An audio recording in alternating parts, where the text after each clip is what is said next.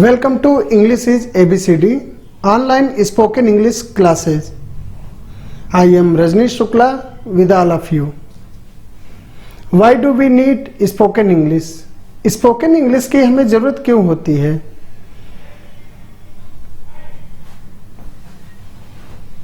Spoken English एक तो हमारे करियर डेवलपमेंट में काफी सहयोगी होता है। दूसरा, किन्हीं ऐसे दो व्यक्ति जिनका रीजनल लैंग्वेज डिफरेंट है, वहां पर उनको अपने थॉट्स और व्यूज को या ओपिनियन को आपस में शेयर करने में काफी सहयोग मिलता है। और आप अवश्य देखे होंगे कि किसी ऐसे व्यक्ति जिनको स्पोकन इंग्लिश की जानकारी नहीं है, उनकी अपेक्षा जिसको स्पोकन इंग्लिश की जानकारी है वो अपने करियर में काफी ग्रोथ पाता है। ठीक है। How can we learn spoken English? Spoken English हम कैसे सीख सकते हैं?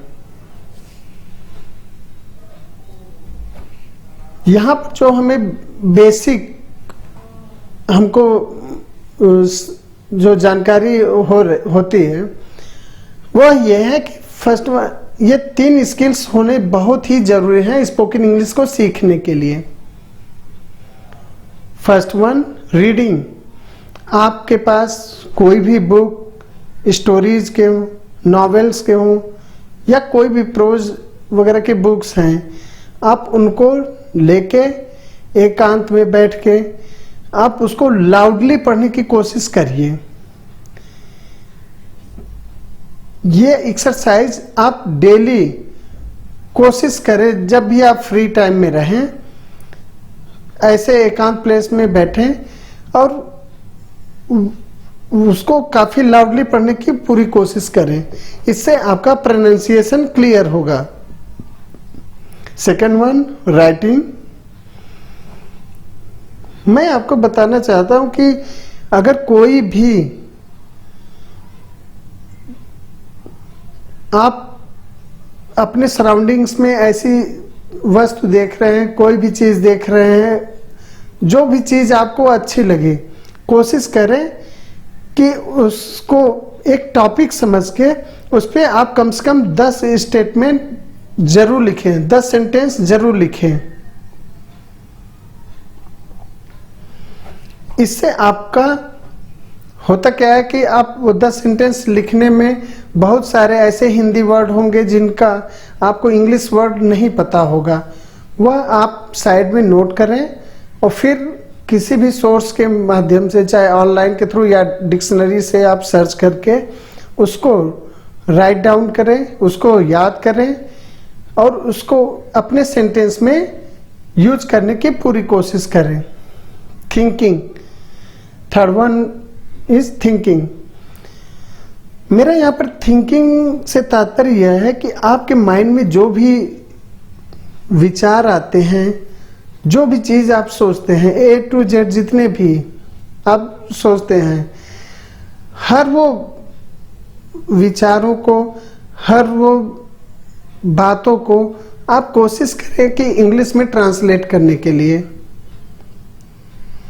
इसमें भी ये एक्सरसाइज करते समय आपके पास बहुत से ऐसे वर्ड मिलेंगे जिसका आपको इंग्लिश वर्ड नहीं पता होगा।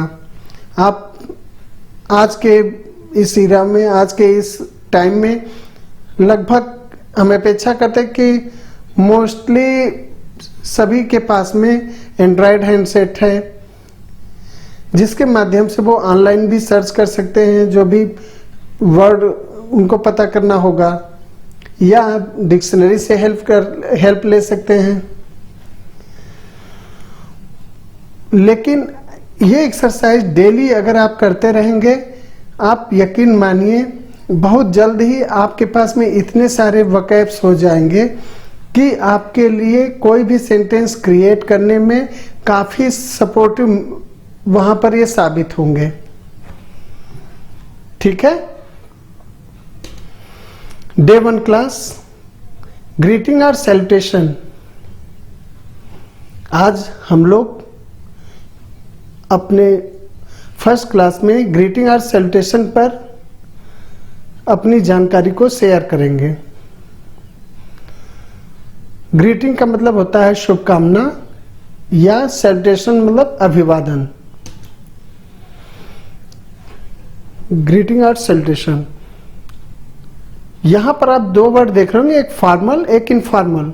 फॉर्मल का मतलब होता है कि जब भी हम किसी प्रोफेशनल व्यक्ति अपना या हम किसी प्रोफेशनल ऑर्गेनाइजेशन में या हम अपने किसी सीनियर से बात करते हैं तो वहां पे हमें फॉर्मल वर्ड का यूज करना चाहिए। और इनफॉर्मल का मतलब होता है कि जैसे हम अपने दोस्तों के साथ में, अपने जूनियर्स के साथ में या अपने जो समकक्षी होते हैं उनके साथ में अगर हम कोई भी जानकारी शेयर करते हैं तो वहां पर हम अपने इनफॉर्मल वर्ड का यूज कर सकते हैं। फॉर्मल में अगर हम किसी भी व्यक्ति से रात को 12 बजे मतलब 12 AM से मॉर्निंग में 11:59 AM तक अगर हम मिलते हैं, यहां पर 11:59 मतलब 11 o'clock 59 minutes 59 सेकेंड, ये हम आपको सेकंड में इसलिए यहां पर हम बता रहे हैं कि आपको ये एग्जैक्ट जानकारी होना बहुत ही जरूरी है। ठीक है, वैसे आप बहुत बार देखते होंगे कि बहुत सारे बुक्स में दिए रहेंगे कि 12 AM to 12 PM आप गुड मॉर्निंग का यूज करेंगे। यहां पर गुड नून जो आप देख रहे हैं केवल और केवल ये 12 PM पर बोला जाता है, मतलब 12 बजे दोपहर में। इसलिए इसका हमारे स्पोकन इंग्लिश में कोई यूज नहीं है। अपने स्पोकन इंग्लिश में ये वर्ड यूज नहीं किया जाता है। ठीक है, क्योंकि कोई भी करेक्ट ये 12 o'clock का ये टाइम देख के गुड नून नहीं बोलेगा। सबके घड़ी में थोड़े बहुत 1 सेकेंड 2 सेकेंड का डिफरेंस हो सकता है, 1-2 मिनट का भी हो सकता है। अब आते हैं गुड आफ्टरनून। गुड आफ्टरनून हम दोपहर के 12 बजे से मतलब 12 PM से 3:59 PM तक बोलेंगे। 3 o'clock 59 minutes and 59 सेकेंड। ठीक है, ये टाइम पर गुड आफ्टरनून बोला जाएगा। उसके बाद में गुड इवनिंग हम कब यूज करेंगे? जब हम किसी से 4 PM to 11:59 PM तक अगर हम मिलते हैं तो वहां पर हम गुड इवनिंग वर्ड का यूज करेंगे। अब आप कहेंगे कि रात को अगर हम किसी से 10 बजे मिलेंगे तब भी हम गुड इवनिंग का यूज करेंगे? बिल्कुल। स्पोकन इंग्लिश में जब हम शाम को 4 बजे से रात को 11:59 PM तक अगर हम जिससे भी मिलते हैं तो मिलने पर हमको गुड इवनिंग ही बोला जाएगा। हम गुड इवनिंग ही बोलेंगे वहां पर। ठीक है, अब यही चीज इनफॉर्मल में आते हैं। इनफॉर्मल में हम अगर जैसे अपने दोस्तों से मिलते हैं वहां पर हम बोल सकते हैं hello friend, hello pal, hello buddy, hello guys, hello mate, hello folks, hello dude. यहाँ पर friend, pal, buddy, guys, mate, folks या ड्यूड इन सब का अर्थ फ्रेंड ही है, दोस्त ही है। या हम कह सकते हैं हाय फ्रेंड, हाय पर्ल, हाय बडी, हाय गाइज, हाय मेट, हाय फॉक्स, हाय ड्यूड। या बोल सकते हैं हे फ्रेंड, हे पर्ल, हे बडी, हे गाइज, हे मेट, हे फॉक्स, हे ड्यूड। ठीक है।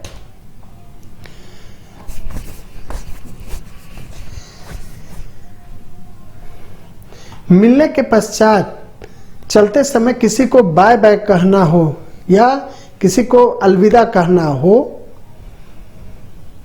तो वही हम फॉर्मल में बोलेंगे good day, have a nice day. अगर हम डे टाइमिंग में मिलते हैं तो हैव अ नाइस डे बोल देंगे, या इवनिंग में मिलते हैं तो हैव नाइस इवनिंग। अगर ये भी कह सकते हैं हैव अ गुड डे, और इवनिंग में मिलते हैं तो हैव अ गुड इवनिंग या हैव अ ग्रेट डे। और अगर इवनिंग में मिलते हैं तो हैव अ ग्रेट इवनिंग।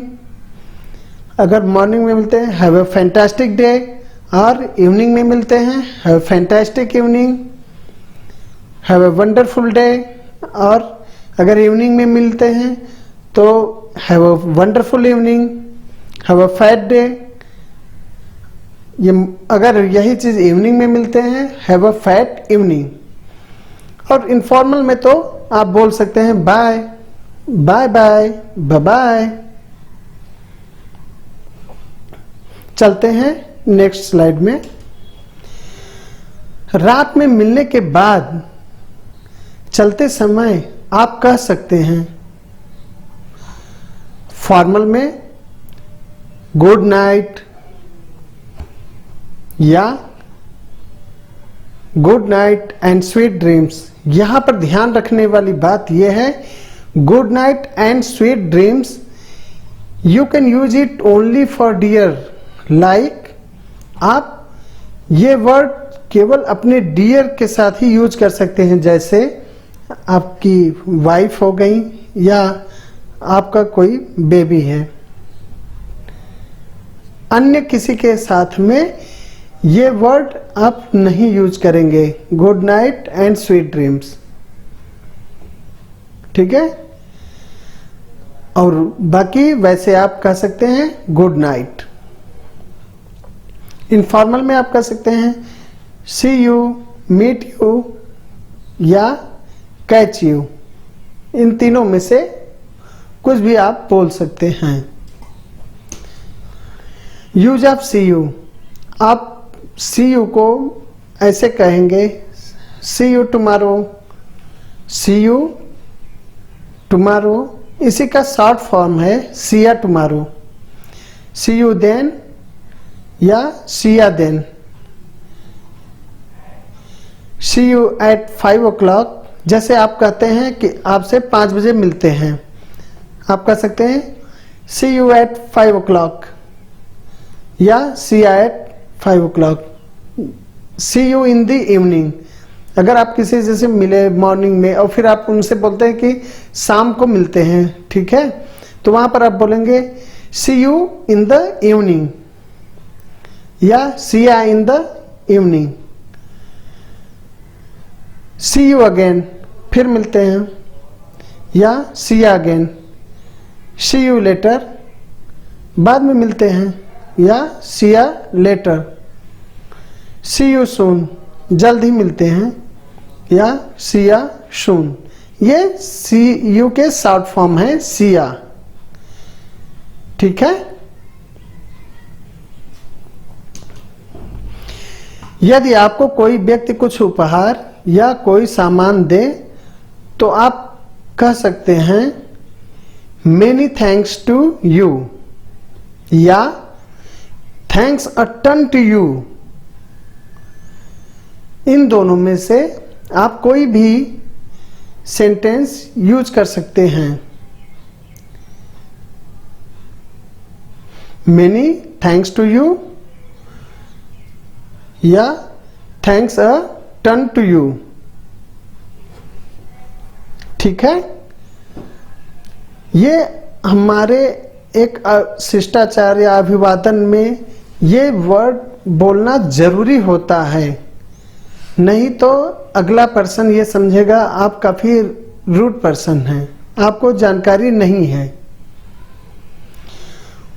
यदि आपको कोई व्यक्ति आपके द्वारा दिए गए सामान या उपहार के बाद आपको धन्यवाद दे तो आप कह सकते हैं, क्या कह सकते हैं, जैसे ये तो आपको कोई उपहार दिया तो आप ये सेंटेंस यहाँ पर यूज कर रहे हैं, ये वर्ड यूज कर रहे हैं। और अगर मान लीजिए आपने किसी को कोई गिफ्ट दिया और वो आपको यही चीज बोलता है, मेनी थैंक्स टू यू या थैंक्स रिटर्न टू यू, तो आप अगर वो व्यक्ति फॉर्मल में है तो आप वहां पर बोलेंगे, आप ये यूज कर सकते हैं इनमें से कोई भी word, you are most welcome या इट्स माई प्लीजर, इसमें मेरी खुशी है, या द प्लीजर इज माइन। ठीक है, इन तीनों में से आप कोई भी एक यूज कर सकते हैं। या इनफॉर्मल में है वेलकम, ये आप बोल सकते हैं, या इट्स ऑल राइट, या इट्स ओके, या इट्स ओके, ये इनफॉर्मल में आप बोल सकते हैं या आप कह सकते हैं। यदि कोई व्यक्ति आपके रास्ते में खड़ा हुआ है और आपको आगे जाने के लिए जगह नहीं है तो आप कह सकते हैं, excuse me, please let me पास।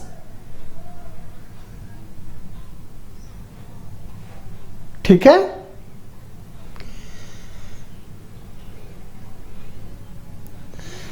यदि आप किसी व्यक्ति के कार्य में बाधा डालकर उससे कुछ पूछना चाहें तो आप कह सकते हैं, excuse me, sorry to bother you, या excuse me, sorry to disturb you. इसके बाद में आपको जो भी चीज पूछना है, जो भी आप उससे पूछना चाहें आप पूछ सकते हैं। जैसे आपको पूछना है कि क्या आपके पास एक्स्ट्रा पेन है, तो आप बोल सकते हैं, do you have a spare pen. या आप उससे कुछ पूछना चाह रहे हैं, can I have a word with you. ठीक है, यदि कोई आपसे इस प्रकार पूछे तो आप इसका उत्तर इस प्रकार दे सकते हैं। जैसे लास्ट स्लाइड में है, आपसे कोई बोला, do you have a spare pen.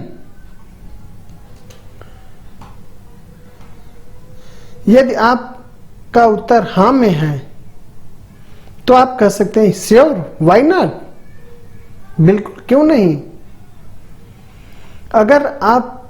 यदि आपका उत्तर नहीं में है तो आप कहेंगे, सॉरी, नहीं, पेन के लिए तो यहां बोलेंगे आप माफ कीजिएगा, sorry but I don't have a spare pen. यदि आपका उत्तर नहीं में है, यदि आप ये बोलना चाहें कि हमारे पास कोई एक्स्ट्रा पेन नहीं है।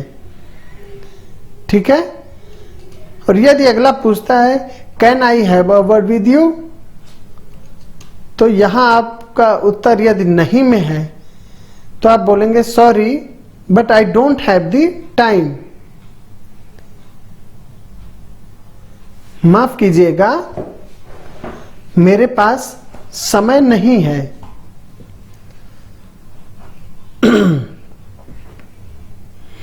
यदि आप थोड़ा जल्दी में हो तो आप कह सकते हैं, यदि आप थोड़ा जल्दी में हैं तो आप कह सकते हैं, सॉरी बट आई एम इन अ हरी।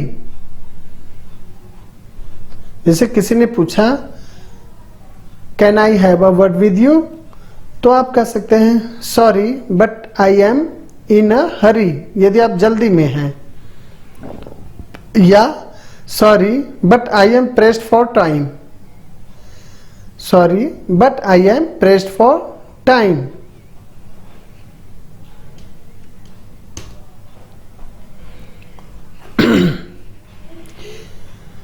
यदि आप किसी की बात से असहमत हों या किसी का ध्यान अपनी ओर आकर्षित करने के लिए भी आप कह सकते हैं, एक्सक्यूज मी। ये वर्ड का आप यूज यदि आप किसी की बात से असहमत हो या किसी का ध्यान अपनी ओर आकर्षित करने के लिए भी कर सकते हैं। ठीक है। यदि आपको कोई व्यक्ति सॉरी कहता है तो आप कह सकते हैं फॉर्मल में इट डजंट मैटर या इट्स परफेक्टली ऑल राइट या नेवर माइंड। वही चीज आप इनफॉर्मल में बोलेंगे। यह कोई कंपलसरी नहीं है, आप फॉर्मल वर्ड को ही अपने इनफॉर्मल में भी यूज कर सकते हैं, लेकिन यहां पर हम बता रहे हैं कि ये इनफॉर्मल वर्ड फॉर्मल में यूज करना थोड़ा उचित नहीं रहता है। इसलिए फॉर्मल में प्रोफेशनल लोगों के साथ में या अपने जो सीनियर हैं उनके साथ में ये वर्ड यूज करने ज़्यादा ठीक रहते हैं। इनफॉर्मल में आप कह सकते हैं इट्स ऑल राइट या इट्स ओके या फॉरगेट इट या नॉट टू वरी। यदि आपके पास और कोई व्यक्ति या महिला उपस्थित हैं और आपको छींक आ जाती है तो छींकने के पहले आप कह सकते हैं एक्सक्यूज मी तथा छींकने के पश्चात सॉरी कहेंगे तथा छींकने के पश्चात सॉरी कह सकते हैं। ठीक है। मतलब जब आपको कोई किसी टाइम आपको छींक आती है तो छींकने के पहले आप बोलेंगे एक्सक्यूज मी और फिर जैसे ही छींक आने के बाद में आप बोल देंगे सॉरी। यदि छींकने के पश्चात यदि आपसे कोई सॉरी कहता है तो आप कह सकते हैं, जैसे आप वहां पर उपस्थित हैं, बगल में कोई व्यक्ति वो छींकता है और फिर सॉरी कहता है तो आप वहां पर कह सकते हैं गॉड ब्लेस यू।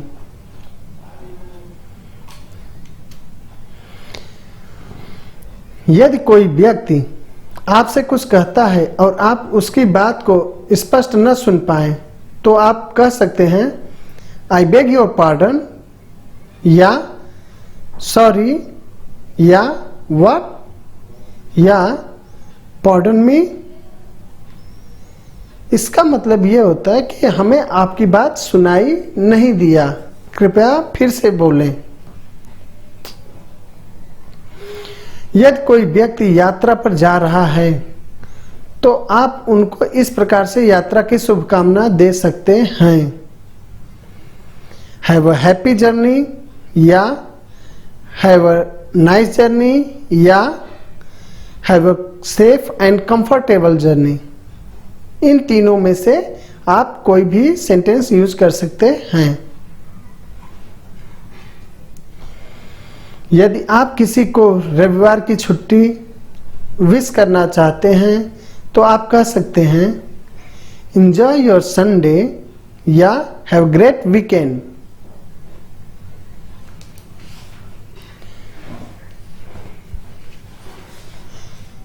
यदि किसी के द्वारा यह पूछा जाए कि छुट्टी के दिन आपने क्या किया तो आप कह सकते हैं I had a ball I had fun a great time या I had fun a gala time. मेरा बहुत अच्छा समय रहा, I had fun a great time, बहुत मजेदार समय बीता। या I had fun a gala time, काफी उल्लास भरा समय रहा या मैंने काफी उल्लास भरा समय बिताया। यदि आप किसी समारोह पार्टी में जाते हैं और समारोह की प्रशंसा करना चाहते हैं तो आप कह सकते हैं इट्स अ लवली पार्टी यदि आप किसी पार्टी में आपको इनविटेशन मिला है, आप वहाँ पर गए और आप खाना खाए, वहाँ पर जो भी आपका स्वागत हुआ, उसके बाद में आपको पार्टी वो अच्छी लगी, तो आप वहाँ पर उसकी प्रशंसा इस ढंग से करेंगे, इट्स अ लवली पार्टी। यदि आपने यही चीज, अगर आप अपने यहाँ कोई पार्टी, यदि आपने अपने यहाँ समारोह या पार्टी का आयोजन किया है और कोई आगंतुक आपके पार्टी में सम्मिलित होने पर आपकी पार्टी की प्रशंसा करते हैं, तो आप कह सकते हैं, जैसे आपने अपने यहाँ कोई पार्टी इनॉग्रेट किया और फिर आपने किसी को इनविटेशन दिया, अपने फ्रेंड्स को या किसी को भी, गेस्ट जो भी आपके आते हैं, वो अगर आपसे कहते हैं इट्स अ लवली पार्टी, वो आपके पार्टी की प्रशंसा करते हैं, तो आप यहाँ पर कहेंगे please do come again, please do come again.